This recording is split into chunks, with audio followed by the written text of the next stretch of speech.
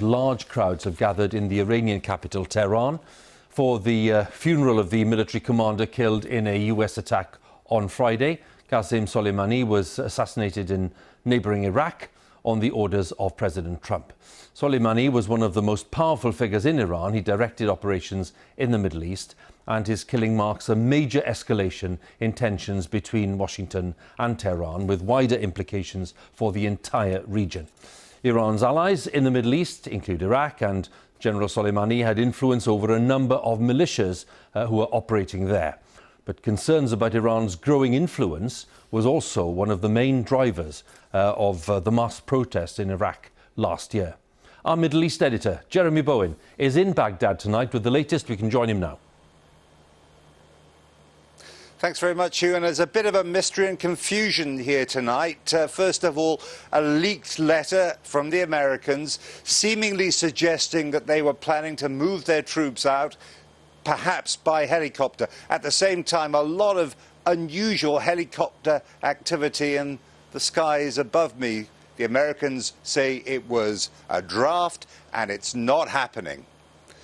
For supporters of the assassinated general, though, this was a tumultuous day.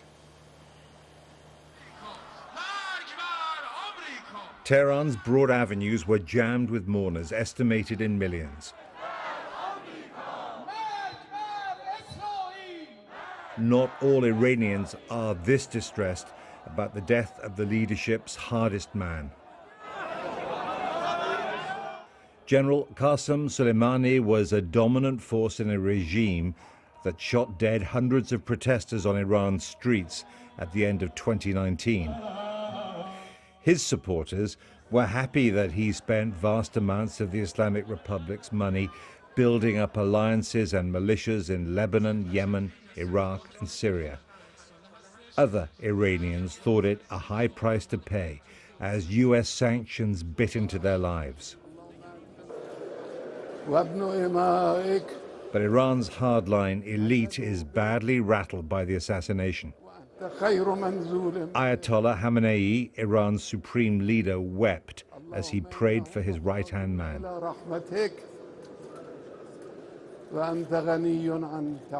Soleimani was the keystone of his regime's security. The dead general's daughter Zainab delivered a fiery oration demanding revenge for the father she called a martyr. The families of American soldiers in the Middle East who have witnessed America's cruel wars in Syria, Iraq, Lebanon, Afghanistan, Yemen and Palestine will spend their days waiting for the death of their children.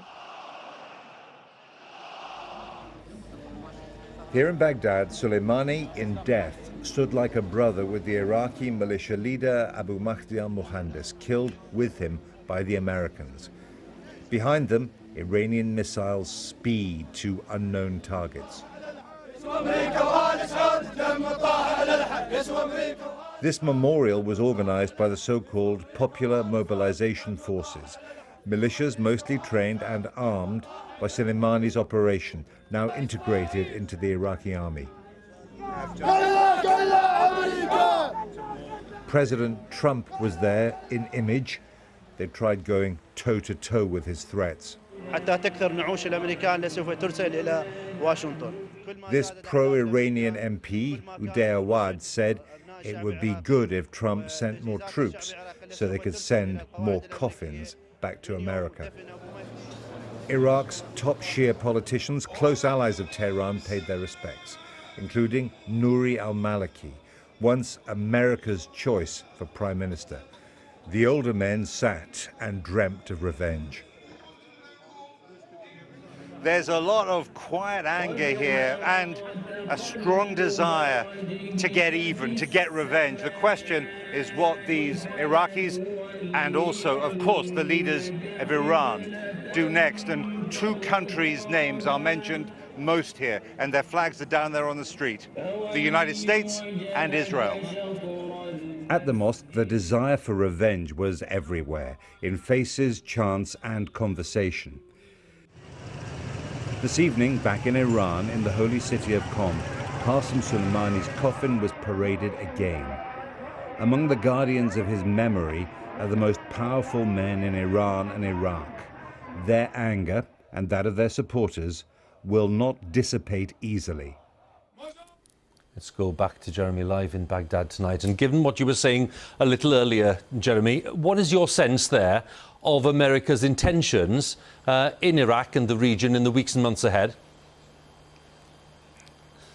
Well, in terms of this supposed possible troop withdrawal, the Iraqi parliament has said they've got to get out. President Trump has said they're not going to go because they've invested so much money here unless they're reimbursed. And then there's this mysterious letter draft that was leaked to a news agency, and the Americans are saying that it didn't mean that they were about to go. So it does, though, I think, suggest that there is some kind of talking going on, perhaps.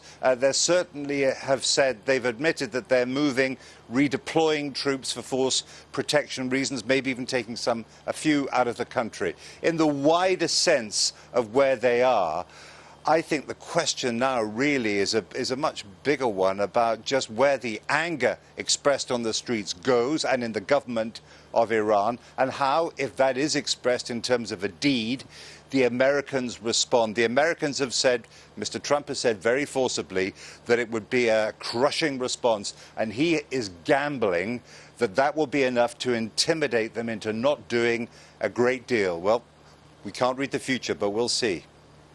Jeremy, thanks very much again. Jeremy Bowen there for us in Baghdad tonight. So what's the UK government saying about all of this? Let's join Laura Kuenssberg, our political editor at Westminster. Foreign Secretary was talking about this earlier, Laura. What's your sense of the government's response and how it thinks that response should be coordinated? Well, Hugh, in terms of this letter that's emerged tonight, the messages here at Westminster is they don't believe this is a sign of a sudden dramatic change from the US. There is no imminent departure of Western forces, and the UK government have been quite clear. They want the 400 or so UK troops who are currently helping fend off so-called Islamic State or Daesh in Iraq to stay. They've been completely clear about that. But beyond that, it comes down to two Ds from number 10, diplomacy and what they call de-escalation. In other words, a message they've been saying for the last few days, although we've yet to hear directly from the Prime Minister, please, let's try to keep this calm. But it's clearly an extremely volatile and unpredictable situation. The Foreign Secretary is off on his travels tomorrow to try to put that message to other leaders. And we'll hear in Parliament, we expect, also from the Defence Secretary, Ben Wallace. But with troops on the ground still in Iraq, the UK is certainly not just a spectator in all of this. But in trying to balance that awkward triangle of an unpredictable US president, allies in Europe, and then partners and allies in the Middle East as well, this is a very difficult balancing act for the British government. Not bystanders, but not decision makers either. Laura, many thanks again. Laura Kuenssberg there for us at Westminster.